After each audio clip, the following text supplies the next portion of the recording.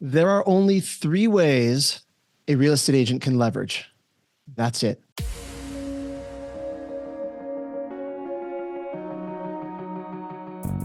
Agent Power Huddle is a daily jumpstart, giving you all the tools you need to create an amazing real estate career.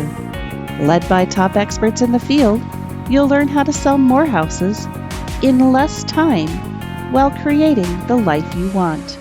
Welcome to the Agent Power Huddle. There are only 3 ways a real estate agent can leverage. That's it. Okay. 3 ways. And I'm going to break down the most common mistakes that agents make with each one of the 3 ways. Right. And some of you guys who are here with us live, Happy New Year. Welcome to the first Agent Power Huddle of 2024. Yeah. Am I the only one excited about that? I guess it's just me. All right, everybody, come on, let me see you guys be excited. Let me see if you're on camera. Yeah, it's 2024. Goodbye, 2023. That was an interesting year, right?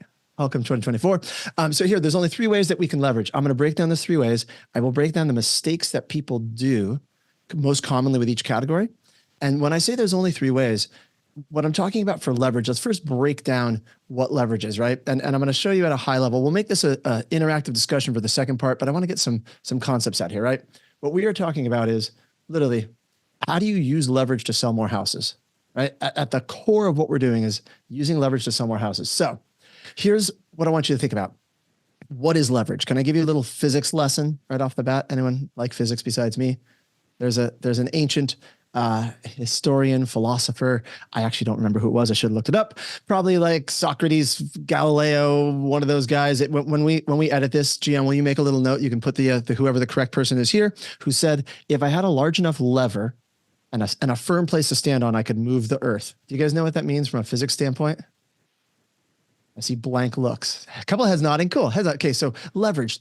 Leverage is being able to get more output with less input, to do more with less, sell more homes in less time. That quote from that, maybe Archimedes. I think it was Archimedes. The quote was about, if you get a really, really long piece of wood or a stick, like a lever, and you put a fulcrum, that's the point it balances on, and you step on the far, far point, you could move something incredibly heavy like the earth, right? If you have enough leverage. Does that make sense, guys? So if you didn't hit the goals you were looking for 2023, or even if you did, right, and you're looking for ways to put more leverage in this year, there's one of these 3 that you're probably missing, because almost everybody's missing one of them. Let's break down what the 3 of them are to start with. So number 1, right, 3 ways to leverage. The first one is systems. And I'm going to break down, when we say systems, what I mean by that is systems are a repeated way to do things. Every time you take a new listing, you do the same basic things. Maybe you have a checklist, maybe it's in your head, maybe it's written down. Every time you go to meet a new buyer, you do something the same way. Every time, if you run a team, you onboard a new agent, right? Systems for everything. Maybe when you get up in the morning, your morning routine, that could be a system. You guys with me so far on what systems are? Okay. Systems are a form of leverage, because if you don't have to think about it the way that every time you do it, it becomes repeated. It's also something you can then train to other people. Making sense so far? Okay, the second way you leverage is technology. Technology. This is pretty obvious. We're on Zoom right now. This is a great example of technology. We're able to be face-to-face and hanging out together, but not like, not actually together. This is technology. Your CRM that tells you in the morning you wake up. I want to see a show of hands. How many of you guys use your CRM in a appropriate enough way that, like, when someone someone opens your computer and they look at it, they're like, oh, today you call these 6 people. Anyone use Liliana does it. Who else uses their CRM like that? Only one of you? All right. So the CRM is a piece of technology. Absolutely. We're going to break into, what was that? I said, absolutely. You do, Kim? All right. Kim, who listed a house yesterday. Okay. She listed a house yesterday. Maybe she knows what she's doing with her CRM, right? This is a concept called the external brain. Anyone ever heard of the concept of the external brain? No. Oh, good. I'm teaching lots of fun stuff today. So the external brain is from a guy named David Allen. He wrote a book called Getting Things Done.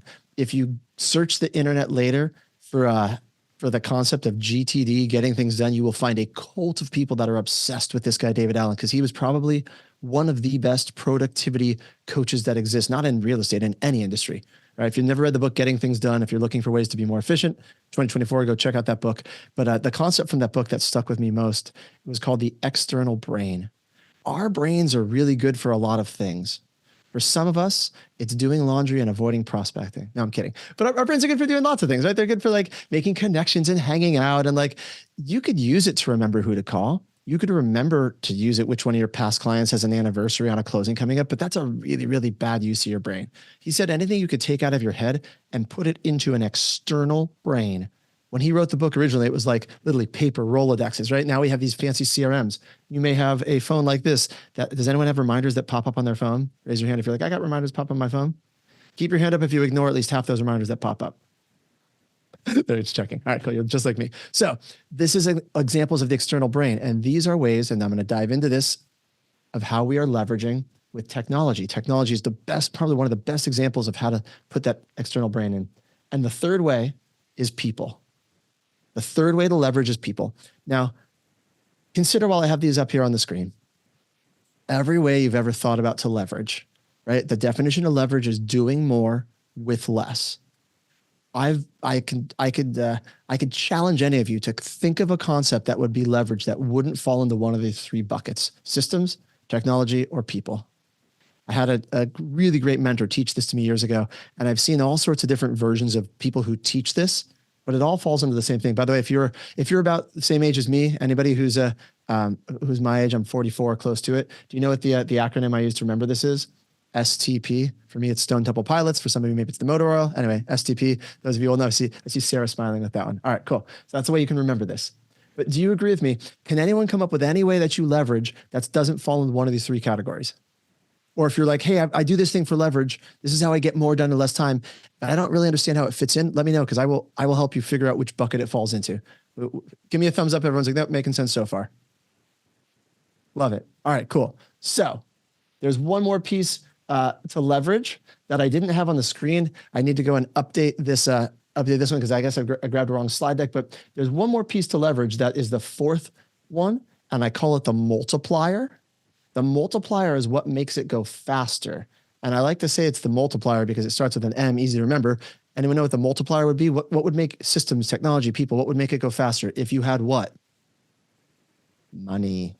Money is the multiplier. If you have money, you can probably spend some money to have someone else help develop systems, get some coaching, maybe the technology. You can definitely buy better technology if you have money. And people, oftentimes it takes money to buy people, or to, you don't buy people, but you know what I mean? Like hire people, use people, right?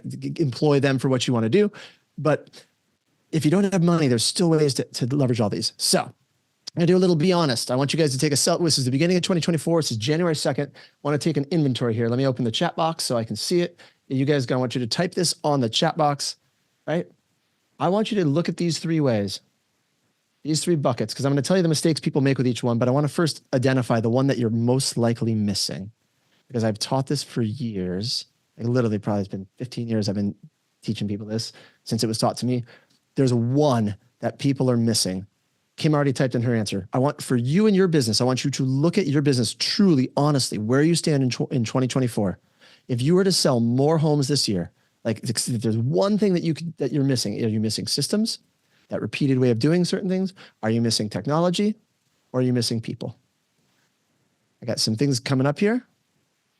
All right, let's see what we got. I'm going to read some of these. We've got Kim says technology, Regina says systems, Mindy says systems, Deborah says technology and systems running smoothly. Right? I want you to commit to one of them, but that's okay. You can pick two.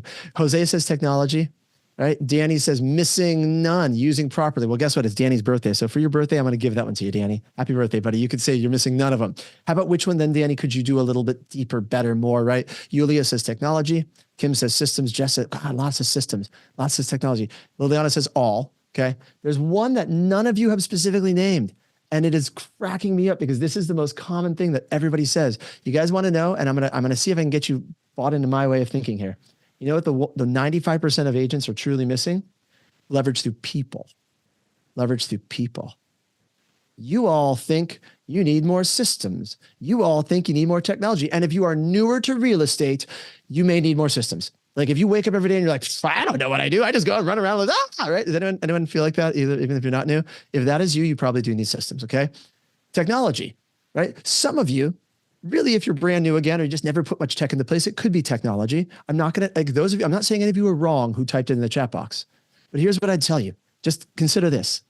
If I gave you the most absolutely perfect piece of technology that would organize your life and do everything for you, and all you had to do is use it, it would just be one more piece of stress layering on top of the already baked stress cake that you live in day to day. You're like, I just have another piece of technology I can't use now anyway. I don't use all the tech I have as it is. Can anyone admit to that? Being honest, if I gave you more technology, it's like, I don't use the tech I have. Now I got another piece of technology. No, I'm seeing blank looks. Okay, a few heads nodding. Thank you. Like, this is the thing. It's people, because if you, and I'm not saying you have to go hire someone. This is in no way, shape, or form me telling you should go out and hire. I just want you to be honest. If you look at, if I layered another piece of technology, then maybe some of you do need technology, but maybe some of you are just going to be more overwhelmed because you can't use it, right? You meant you're not, Danny says he's not using them properly. Got it. I thought you said you're using all of them. Okay. Well, for systems, and I'll come to your question in a second. Deborah, I saw your hand go up. For systems, I could give you another system, but let's take, for example, working with buyers. Like when I go meet a buyer for the first time, I have a initial buyer consultation. It is a checklist and an outline and a script that I do. We've actually trained on it on Agent Power Huddle many times. A bunch of different people gave their version. Raise your hand or put a 1 in the chat box if you have an initial buyer consultation. If you have something where you're like, I do this the same time first time I meet a buyer, every time I do the same thing every time. Write a 1 in the chat box. 1. Let's see if there's more people. 1. Okay, here we go. Okay, you guys got a system for that. And could that system be improved? Sure. That's the beauty of it. We're always refining systems. However, if I just gave you one extra system, or like, hey, just do this one thing to go generate new leads, is that going to solve your business for 2024? Or are you going to be overwhelmed again with that one system that you're like, now I've got another thing I'm not really executing at a high level? Does that make sense, guys? Do you see why I say the biggest thing you're missing is probably leverage through people? And it doesn't have to be people you hire. Maybe it's your TC.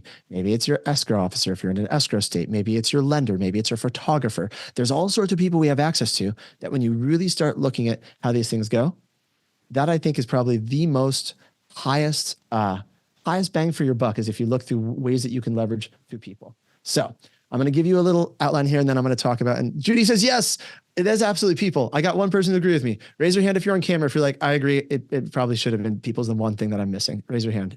See what I got.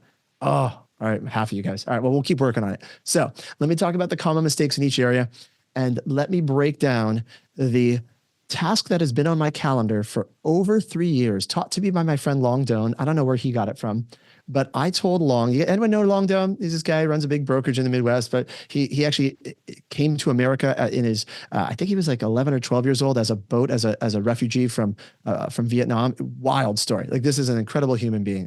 Long is one of my close friends. We used to travel around the country back in the days of REO. So I love this guy, and I've learned a lot from him. Long told me, I went to him one time. I'm like, dude, you are probably one of the most organized, efficient people I've ever seen. At the time he was, selling houses. Then before he's built his brokerage. Like, how do you do so much? He said, well, on a daily basis, I am constantly refining the systems I have, right? And then having those systems tie into the people I have, because businesses are just groups of systems. How many of you guys believe you have a business, a real estate business? Raise your hand. More of you should have your hand up. You all have a real estate business. If you don't think you have one, you do. It just might feel like a job right now. So if your goal is to have a business, which is something that can run without you or with you, like, you all have a real estate business. Some of it just feels like a job. But a business is a collection of systems. Write that down. A business is a collection of systems. And what Long used to tell me, which I love, right? So write that down. Business is a collection of systems. He used to say this all the time. People run systems. Systems run businesses, or the other way around. Systems run businesses. People run systems. So you got to have the systems, then you got to have the people to run them. Does that make sense?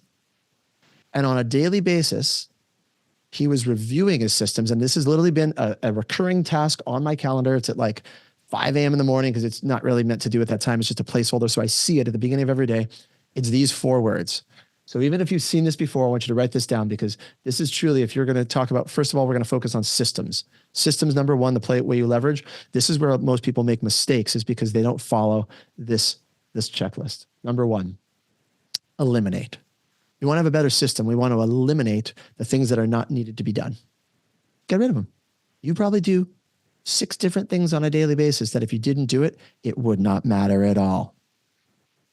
Can anyone feel that one when I say it? Right? If someone followed you around with a clipboard and wrote down every 10 minutes what you did for the last 10 minutes or every half an hour, don't get nervous. No one's gonna actually do that, guys. I'm not trying to call you. I'm just saying, like, if someone followed you around, by the way, it's called a time study. Has anyone ever done a time study themselves? No? Okay. So if you don't really need someone to follow you around, you could do this yourself. You carry a yellow pad of paper. Hold on, I need my pad. In case you're not familiar with what these look like, it's highly technical when it comes to the world of real estate. Yellow pad of paper. Okay. Highly recommend you get one of those. You get that yellow pad of paper and you set an alarm on your phone. And every 30 minutes or every hour, depending on how OCD you are, right? If you're like, I can't do it every 30 minutes, fine, every hour. Do it for a day. I challenge you to set an alarm every hour on your phone and then carry this yellow pad with you and write down for the last hour, what did you do? Just bullet points, not just like I did this, did that, bullet point it. And really, I like to give the time study for 3 days. But if you just do it for a day, you'll start to see some incredible patterns. Do it for 3 days, and then you'll go through and you can start to highlight the things that have to be done by you, the things that have to be done by someone else. We can break down more of that in Q&A if you want to, but I'm just giving you that bonus assignment for anyone. But when you start to look at these things written down, or even without doing the time study, if you just jot down the things you do in a day or look at your calendar, be honest, put a 1 in the chat box if any of you already can think of things that should be eliminated because they truly don't move the needle in your business. They don't matter. Okay, Sarah immediately typed 1. By the way, Sarah Cruz, who's here, is incredibly efficient, right? She's the 3-hour agent. The single mom built her business working like a handful of hours a day. And like, she knows this inside and out because you've got to get rid of this stuff. And everyone here I do it too. I come constantly. So on a regular basis, if not daily, if you're going to make your systems better, you want to eliminate things. Some of you are screwing this up, and not judging you personally, but like, we all do this. Some of us are making mistakes because we don't eliminate the things that can be eliminated. The second one, oops, I got to go back. Second one is simplify. Simplify. Anyone can take a system and make it complicated. It takes real genius to make it easy, make it simple. Some of you in your real estate career, like me especially, have created a system for something that when you go to execute it, it is 17 steps too many. You're like, when I list a house, I'm going, and it's like 106 steps long. And then how many of them do you actually do? 3 of them. You're like, this sucks, right? So really go back and refine and make your systems as simple as possible, especially if you're going to give them to someone else, but even if you're not, because it helps your own brain power. So number 2 is simplify. Number three we have is automate. Anything, this is where technology starts to work in. We're talking systems here, but technology does come in. Anything you can automate, you probably should do that. Do any of you guys keep in touch with your past clients or sphere, either using a CRM with like an email that goes out or a physical printed newsletter? Anyone raise your hand? Does anyone have one of those? Only one of you? Man, either you guys aren't raising your hand or you're just really not talking to your past clients or sphere. Automate some sort of this engagement with your past client whenever you can. I have a closing package that we purchase for our past clients. I want to say the cost is like $270. I'll have to look it up. And it's like, I'll get you the link in a second. It's like iJungo. It was meant for lenders, but we found it years ago. It's basically a series of 24, when at closing, you click the button to order it. And for the next 2.5 years, it sends them 24 different cards, a couple physical gifts, like it's branded with your little picture on the back, a little note from you. I automate that sort of follow-up. Does that make sense, guys? I sold, and I don't focus as much on selling houses these days. In 2022, I sold like 22 houses, 21 houses. This in 2023, it just ended. I think I sold 12 houses. And I wasn't trying to be a high volume agent. My goal is more to support the 1,000+ agents that are in our organization. But I had zero ad budget to sell those 12 houses. They're pretty high price points in San Diego. Zero ad budget, almost no marketing. And they all just showed up, past clients, referrals, because it's automated stuff. Does that make sense, guys? I work maybe, I don't know, an hour or 2 a week at most on my traditional retail business. And we did probably, I was probably thinking about 14 million sales or something like that. Like, I'm not bragging. I'm just saying, like, it's not bad for working like 1 to 2 hours a week, right, guys? Because you put leverage into place. So look at this in your world. If I wanted to focus more and bring it back up to 20, 30, 40, 50, we used to sell hundreds of houses a year. And when we were doing that, you better believe on a regular basis, eliminate things that don't need to be done, simplify the systems, automate what can be automated. And the last one here is empower. Empower. This used to be delegate. delegate to someone else. But I think delegation is like dumping your poop downhill, and right? You want to empower. Those of you who have people that already work with you in your back office, or if you don't have people in your back office, whether it's your lender or your TC or whoever it is, there's a huge difference between delegation and empowering them. You're still going to have them be in charge of the task, but when they're empowered, they're going to think about it and approach it in a way where they take ownership of it. And it's not just you having to babysit them, because that doesn't really give you much leverage. Does that make sense, guys? Okay, so we got those 4 things: eliminate, simplify, automate, empower. Eliminate, simplify, automate, and empower. So if we're going back to these 3 things here, let me throw this up on the screen. Oh, and Deborah says, how do we empower? I'm going to answer that in a second. It's a great question. We've got systems. And some of you who said, I need more systems. Okay, be honest. Maybe you do. Look critically at your business and see where you're missing systems. But do you really need them? Could you eliminate some? You probably have too many systems already if you've been doing real estate for a while. How many systems do you need? You need a system for lead generation, a system for lead conversion, and a system to support your clients. And maybe drill down 1 or 2 in each one, but that's about it. Lead generation, lead conversion, start there. Technology. You probably have more than enough technology that you need. Shelly put it in the chat box. Most of us who are here, who are with EXP, we have KV Core, which we get for free just being part of our brokerage. If you're with another brokerage, I mean, I'm sure you've got some CRM or technology. Like it has a newsletter you can send. It's got, I mean, for automating and for that external brain, for following up the clients, you need something, right? And the last one, people. This is where we'll spend the next few minutes. Deborah said, how do you empower? Okay. So number 1, you got to have people to empower. Number 1, let's start there. So number 1, I will tell you a little deeper, a better answer, but let's just start with those of you who think, dude, my sales, Jesse, do you know how bad my sales were in 2023? I'm not going to hire someone, right? Don't have to raise your hand for this one, but how many of you are thinking in your head, you're like, Jesse. So let's really break this down, guys. When you do the time study and you figure out what you're doing in your day and you start to calculate, I spent X amount of time doing this, X amount of time doing that. And what's my hourly wage? Don't base it on the hourly. If you were happy with your sales last year, calculate your hourly wage, how much money you earned per hour. Take the total amount of money you net, not grossed, but net last year, divide it by the amount of hours you worked. That'll give you $1 per hour. If you were unhappy with the amount of homes you sold or money you made, project an amount that you would like to earn, right? If last year you only made 60,000, but you're like, but I want to make 250. Base it on 250 because you should be acting like someone who is making that. Create your $1 per hour that you would be earning if you're making that. And if you are doing tasks that could be done by someone for significantly less than what you're currently worth or want to be worth, we have to figure out a way to empower someone to do them for you. So you could hire a full-time person if you're doing great. For most of you, that's a little bit overwhelming, or maybe it's uncomfortable. We don't have to do that. You could hire a part-time person. You could hire a gig-based person for specific projects or jobs. You could hire a virtual assistant at a gear, right? Jen just said, I can hear Rick now. Oh, I miss Rick. Rick talking about Jen, you can hire someone part-time. Not only part-time, Jen, but you could hire someone for a specific task as a VA at a pay scale that's significantly less than the States, right? Fiverr, Upwork. If you guys don't know what Upwork is, it's an incredible platform. There's a lot of great companies that do train and hire VAs for you that understand real estate. You're going to pay a little bit of a premium if you go through them. I've always hired our own people, right? But if you had someone even just 20 hours a week for a couple $100s a month, imagine what you could do. So now let's get to Deborah's question. This is a really good question. How do we empower these people so we don't have to babysit? Deborah, this is a great question. You ready for it? So I've always trained people. And Autumn, who is here, she's not on camera. I don't know if she's able to turn her camera on for a minute, but I want to see if Autumn remembers this. Autumn is the producer of Agent Power Huddle. She was also the director of our operations for our sales team. We worked together for 7 or 8 years, and that's been a long time, right? When we had a big 21 agent team, she was director of operations. So this is Autumn. Are you able to come on camera? No. All right. Well, then never mind.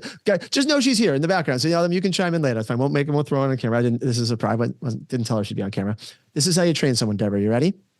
If you don't want to babysit them, first you do it and they watch you do it. Then we do it. We do it together. You and them together do a task, right? And then they do it and you watch them do it and you inspect the results. You have to inspect what you expect. And as you build trust, and you start with really simple tasks, project-based things that don't take a lot of training time, to start to see how this person, how do they take initiative? How do they operate? Or what do they take it on? But first, so it's I do it, we do it, you do it. If you're taking notes, I do it, we do it, you do it. It's how I've always trained people. It's how my parents, by the way, some of you know that I worked with my mom my entire career. I'm a certified mama's boy, right? My mother has run her own business with my dad. They've run probably 14 different businesses for my entire life.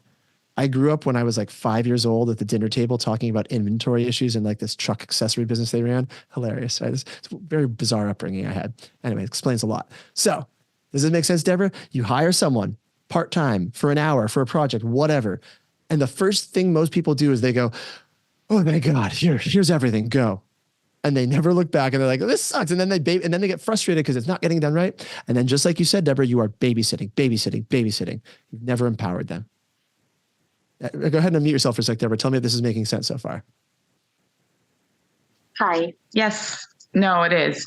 Okay. Yeah. So, it's just hard sometimes because even the people that I work with, like my transaction coordinator, I do delegate most of my transactions to her, but then sometimes I'm like following up like, hey, did you ask about this? Did you we need this document, or, and it's like, sometimes I'm like, come on, we're past timelines. Like, yeah. So, all right. So let's pause. Ready? So let's use this as a case study. By the way, how many of you guys can relate to what Deborah's saying? You're like, yep, I feel that. Because if you're on this call on January 2nd at 8 a.m. Pacific, you are probably a control freak.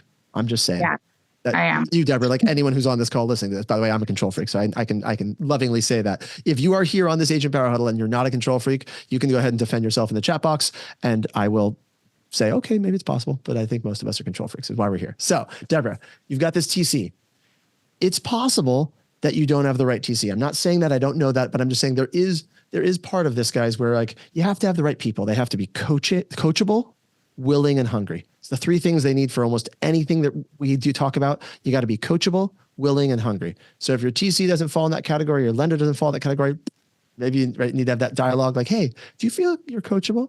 Are you willing to work on some stuff? And are you pretty motivated? Great. If they have those things, because most people will say, yes, they do. Now we're going to test them to see if they do. I do it, we do it, you do it.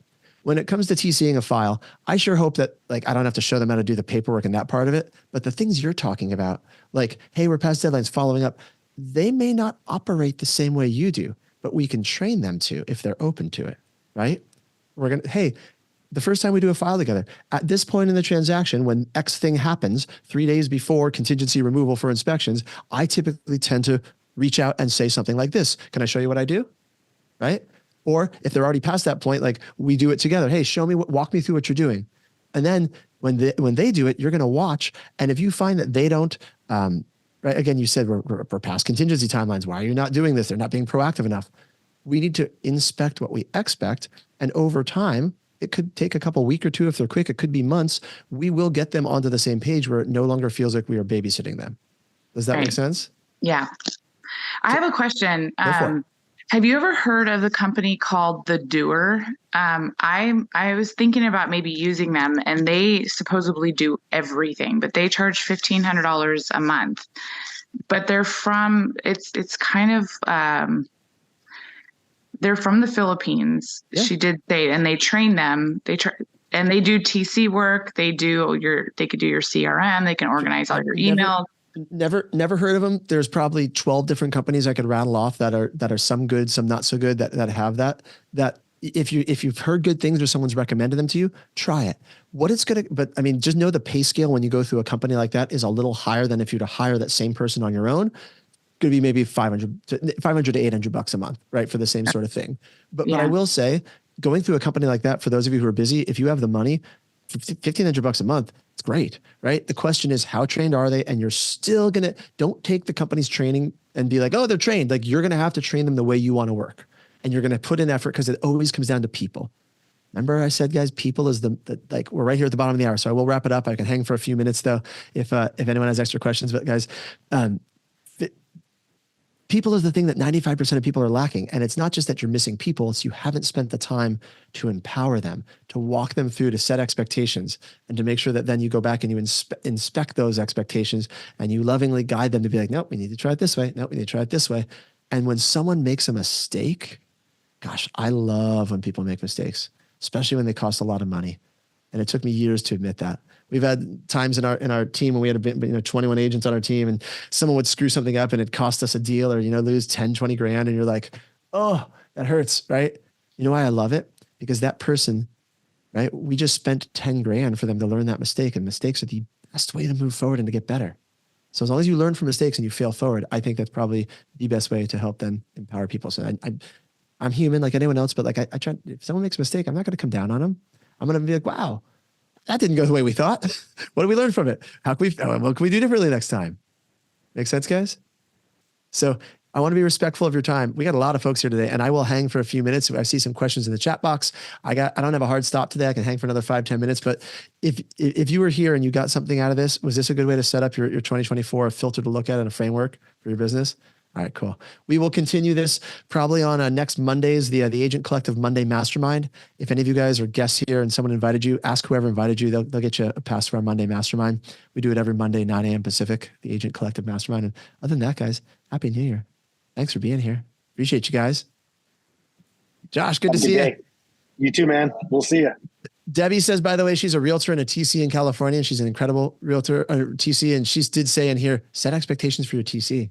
Right? It's a pretty important thing but this goes for anybody. Anyone else have questions or things they wanted to add that we didn't get to this morning? Got a lot of y'all here, so let's see if I'm missing any other questions here. I do. I have another question, actually. Go for it, Deborah. I got 5 minutes. Okay. At what point do you realize that you need a buyer's agent? I'm like, sometimes I feel like I have too many people that are, I don't want to say not worth my time, but I need to delegate some of these buyers that I have that take up a lot of my time to someone else, but I don't have a buyer's agent. So I'm like, at what point would I have a buyer's agent? I think you just answered your question. Yeah. When you run out of time and you cannot service the clients you have, you need leverage. You either need to figure out a way that you yourself can be more efficient servicing those buyers, or you have a buyer's agent. But there's an in-between. There's a concept of a showing assistant or a showing agent, because maybe the piece you want to take off your plate is running around and opening doors. Right? Yeah. When we show houses, there's a whole separate conversation. We can do this, Autumn, if you want to make a note. Maybe this is something I can do on my next Agent Power Huddle. But and I'll answer the questions on systems you guys have in a sec. But if you find yourself walking around the houses and like, when you show houses, like that's when you bond and you build rapport and like you spend hours making friends with them. And like the only way they're going to buy this house is because you personally show it to them. And like, you're the best agent on the planet. And like, they wouldn't buy the house if it wasn't for you. Number one, I'd question those beliefs, because they're buying the house because they like the house. That's part of being a control freak. Yeah. Correct. Yeah. You're starting to acknowledge it, Deborah. Some of you guys are hearing this. So there are things that people do. Like I have a friend who sells high-end real estate in San Diego. I'm talking like 10 million plus. And he still shows his own houses, because he says there are things I can point out in this house that is very hard to train someone else to do. The clients who are these high net worth individuals, they come to me because it's me. So if that truly is you, like, I'm not saying don't do it. Yeah, however, for the vast majority of you, you probably could have someone where you do a consultation, you learn that you get rapport, you understand their needs and wants, you help them find properties, and then someone else goes and shows the properties. Pay them hourly, pay them per door. Right? If you're part of EXP, most of us, we can go into Workplace, just type a little post in there, hey, I need an hourly showing assistant. And you can find 10 people within a couple hours, like, I'll help you out. Right? And then you can just pay, and then are you normally a listing specialist? Because, the way I work my listings is I basically say I have a buyer's agent in my office. And so my fiduciary responsibility is towards you. And it makes a rapport with my listings too, our listings. So it's like when you have a buyer's agent, a seller is always worried you're, dipping on both sides. And so if you split that off and you have an actual buyer's agent, man, it makes your life way, way easier. Yeah, I don't have that yet. That's what I'm trying to decide if I need. But like Jesse said, like I'm a control freak, and I feel like the reason why I get these clients and I keep these clients is because of me. So I guess I more or less just need someone that could delegate, make my appointments, and tell me where I need an assistant. I think that's what I need. Yeah. I think I just answered my question. And Deborah, however you ended up here today, like did someone, I don't know if someone invited you or saw on social media, like, but feel free to reach out and connect. I'm happy to give you some more resources. Like there's no right or wrong way to do this, guys. I just love for most agents, the model of they're the agent, they keep that personal connection that aids them, and then they have a showing agent that helps leverage their time, right? Yeah. Very few people, I believe, should truly be building big teams with buyer's agents, because totally turning a client over to someone else and having that person create the same experience as you is a process. If you do want to do that, someone mentioned Rick earlier. That's our dear friend who passed away earlier this year, Rick Jiha. His wife, Casey, and his business partner, Selena, still run all of these trainings. So all of you guys have access to these. I'll drop them in the Zoom chat box. They're free coaching calls. They're meant for our EXP organization, but they're open to anybody. So every first Monday of every month, building a real estate sales team, you may want to start jumping on this, Deborah. You can ask questions there or see like when to hire, who to hire, right? What their structure is. We've got systems with Selena. Like there's a lot of things that we have that you can jump on to access. I'll put that link into the chat box. Okay, thanks. But yeah, I call it the micro squad. Instead of building a team, it's a micro squad. When you have your showing agent, and then you have a TC or some sort of operations person. If you truly want to go down the road of buyer's agent, that's, again, it's just a different vision. And I don't think I need a buyer's agent. I think because I need to be with my clients, but I think I need someone to help me have more clients, because I have so many leads and I have so many, I just can't service my CRM, I guess. So I need someone to help me service my CRM, because then I would get a ton more. But you may need an ISA on the front end to help you, right? To help you service. And there's companies that'll do it for you. If you DM me or text me, or I'll give you my cell in the chat box. You can, just text me. I'll give you a couple different people that can help you work the leads on the front end, whether you bring them on your team or they're outside independent contractors. I mean, it sounds like you have a lot of opportunity, which is a really good challenge. It's just figuring out how do we maximize it. Yeah. I love it. All right, let me answer the systems questions. And Deborah, I'm glad you jumped on today. Josh, thanks for chiming in, because I agree. If you're a listing specialist, right, it depends on what your vision is, where you want to go. Let's see here. Liliana had a question. Is she still here? Liliana, where are you? Bye, you guys. We'll see you on the next one. See you, Josh. See you Thursday. Thursday, Josh. Yes. All right, brother. All right. Liliana said, what systems to use to know what I am missing? And Brittany said, what would you suggest would be the best systems to work on for a brand new agent? All right. So let me answer brand new agent. Then Liliana, I'll have you on mute. You'll be the last question. So brand new agent, Brittany, you really only need two systems. You need a system for lead generation. Okay. I don't care how you get into conversation, but all business is conversation. If you're not talking to potential buyers or sellers, you're no way you're doing deals. So we need a system to get you in. Maybe your system is you do open houses. Maybe your system is you buy online leads if you got a budget. Maybe your system is you join a team and the team gives it to you. However it is, somehow, some way, you need to have a system. Maybe it's social media posts and videos. You need a system for generating leads and getting you into conversation. Then you need a system for converting those leads. When you talk to them on the phone, is there a script you use? When you meet with them in person, is there, like I mentioned, the initial buyer consultation? If you truly are brand new, Brittany, like, again, DM me, text me. I don't know how you ended up on the call here today, but we have so many resources that will step-by-step walk you through, because those are really high-level categories, a system for lead generation and a system for conversion. But we want to drill down inside those to get you the right systems. For Liliana, who's a more experienced agent, she is a rock star. She says, what systems to use to know what I'm missing? Liliana, can you explain more about that question? Well, good morning. I'm talking about programs like we got KV Core, we got Combat, we got I don't know, List Leads. Like I don't know what I'm missing to be more productive. Okay, so almost everything you named was actually technology, not a system. So in my world, when I talk about a system, it's something you do. When we talk about technology, that's KV Core, that, anything that's like a computer-based, artificial intelligent, whatever. You need less technology, Liliana. I'm going to tell you right now. I've known you for a couple of years now. You need less technology. You need one thing that works well that you dive deep and master, and ignore the rest. They're all squirrel, right? You're chasing things. And this is not Liliana. This is all of us. I think if you want to talk offline, you, me, and Kevin, Liliana, we can. That's Liliana and I are connected through Kevin Howard. let's do a little review because it's too much to dive into here. Let's do a little review of what you have, and let's get rid of all the clutter and the waste. You always want to eliminate first, right? Those of you guys want to remember that thing when you throw it back on the screen before we wrap this up. This is why it's the same framework every single time. If I'm going to assess anything, I would start with eliminate. Okay, we got to eliminate the stuff you're not using that's wasting your time, and then we're going to simplify. So this works for technology too. Does that make sense? So before I could tell you what you should use and what you need, we want to eliminate and simplify what you got. And then we'll look for the holes and figure out how do we automate what we're missing with specific goals in mind, not just to have tech to have it. But Regina just said, could you share some lead conversion ideas, right? Maybe the tech we need is a lead conversion piece of technology, something that moves someone down the funnel, right? Anyway, all right. Regina said, what sort of lead conversion ideas? Typically lead conversion, that's like, there's lead generation, lead follow-up, and lead conversion. Lead generation, lead follow-up, and lead conversion. So when we say lead conversion, let's really drill down. Are we talking follow-up systems? Are we talking conversion ideas? Conversion is like taking someone from to become your client, to hire you. So a lead conversion idea, I mean, for me, it's setting either a face-to-face appointment or a Zoom. And then I run through my either listing appointment or my buyer consultation. That's my lead. I do the same lead conversion every time.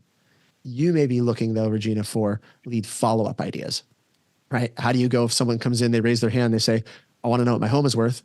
Those leads typically come in 16 to 18 months or longer in advance before they're ready to sell. What do I do to follow up with them for the 12, 18 months that I need to before they're ready to convert? Now we're talking about Facebook retargeting, social media content you're putting out there, emails, text campaigns. That's some of the lead follow-up things that fall in that bucket. Does that make sense, Regina? That was a yes. Okay, she's on mute, but she gave me a yes. Deborah, were you jumping in again too? Yeah, I have a quick question for you. For For KV Core, so some of the KV Core follow-up, like emails that get blasted out, some of it is so cheesy. Mm-hmm. Is there anybody that you can recommend that could like go through our KV Core and like our lead follow-up systems that go out? I forget what they're called on there because I'm not super tech savvy, but is there anybody that you know of that could go through our KV Core and like, put in different type of buyer and seller like follow-up?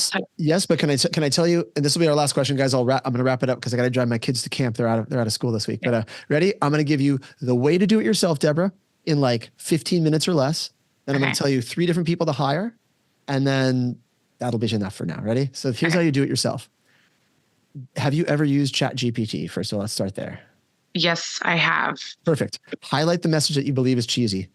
Paste it into ChatGPT and say, rewrite this message in more authentic, more more friendly, just try it different ways. It will rewrite them until you're like, oh my God, that's great. Then put it back in the KV Core. Okay. If you want to do it yourself. All because right.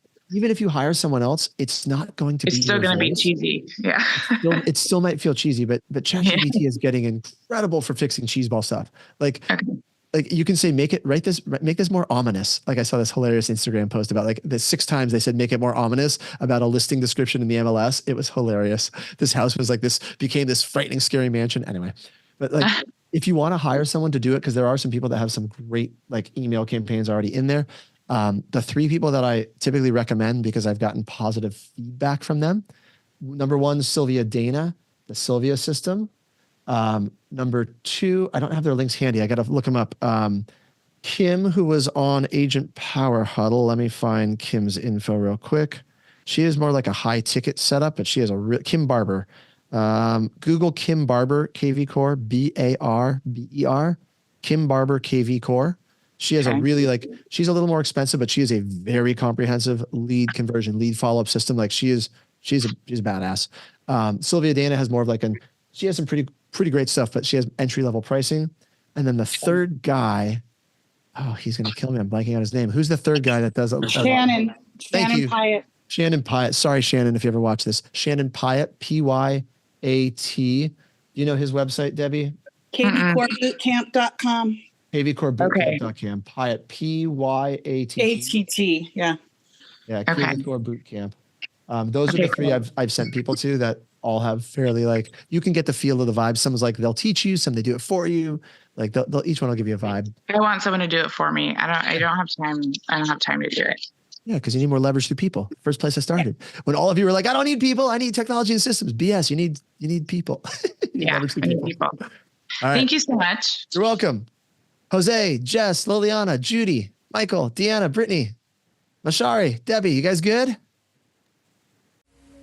If you'd like more information or to get connected to the Agent Power Huddle, join our free Facebook group. This call was designed for the agents in our EXP organization, but open to any agent from any brokerage. If you're a guest and you're interested in learning more about EXP or our specific resources within the Agent Collective, reach out to the person who invited you to this call to get more info.